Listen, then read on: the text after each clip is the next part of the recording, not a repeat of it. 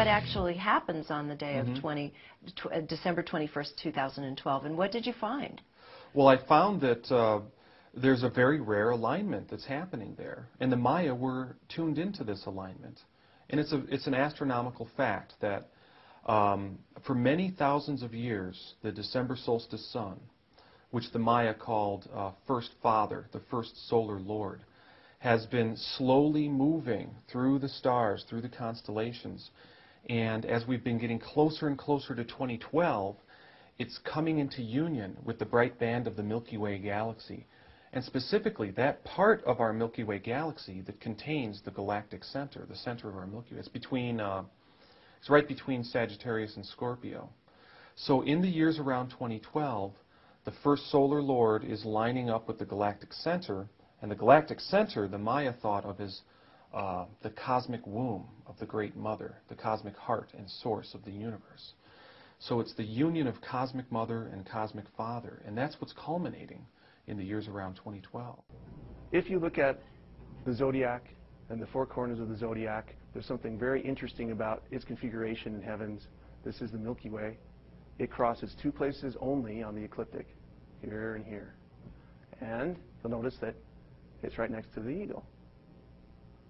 In fact, it's a very important place because the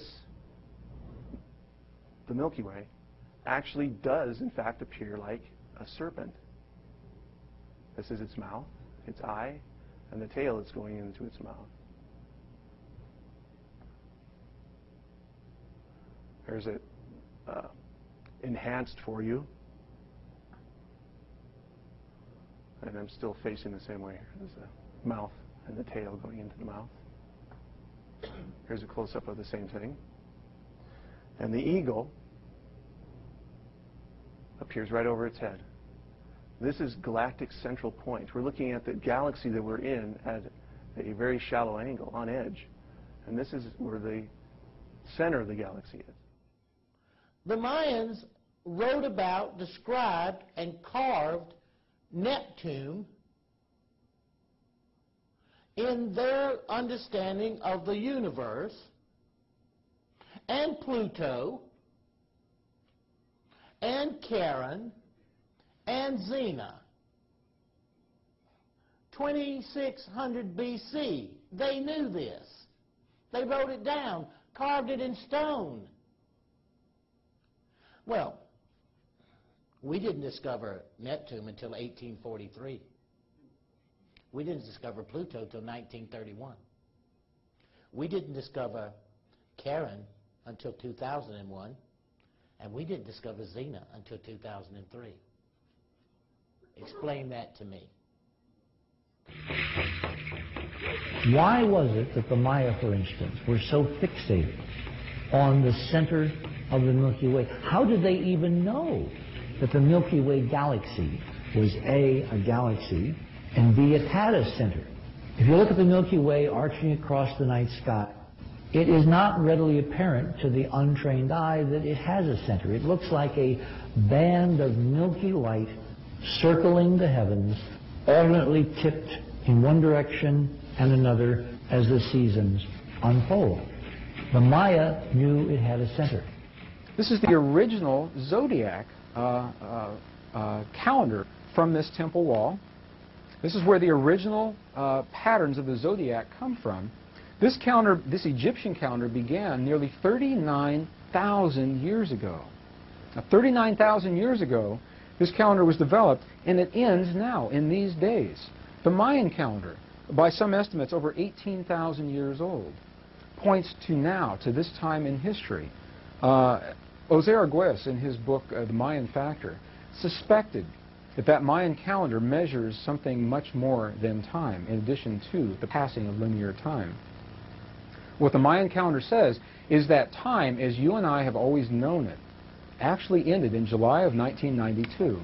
And between July of 1992 and December of the year 2012, you and I are experiencing the interface, a transition point between two kinds of time as they are defined by the light received upon the Earth, tying back to the photon belt. During that time, the Mayans were so specific about this period in time that they even had a name for this time. They called it no time. And they said those who would live this interface period between the time that's always been and the time that is yet to be, those who would live this time would be living the time of no time. And that it would take a very, very powerful being, a very special being, a being capable of remembering and focusing and holding the focus of the nature and the intent of their life purpose to live during this transition time.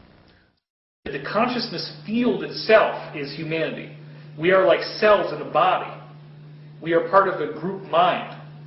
And what thoughts go through our mind affect other people's mind. Because in terms of the influence, celestial influences that we now can discuss rationally in terms of the hyperdimensional model, in terms of those influences which influence not only our individual lives, but our collective lives as a people on this planet, it turns out that our geometric relationship to the center of the Milky Way galaxy is of overwhelming importance.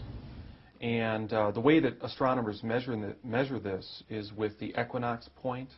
So the position of the sun on the equinox in relation to background features like the stars is constantly shifting, and that's why we're approaching the age of Aquarius, is because the equinox is shifting into a new sign in the zodiac. Well, the Maya were tuned into this process, and a full cycle is 26,000 years.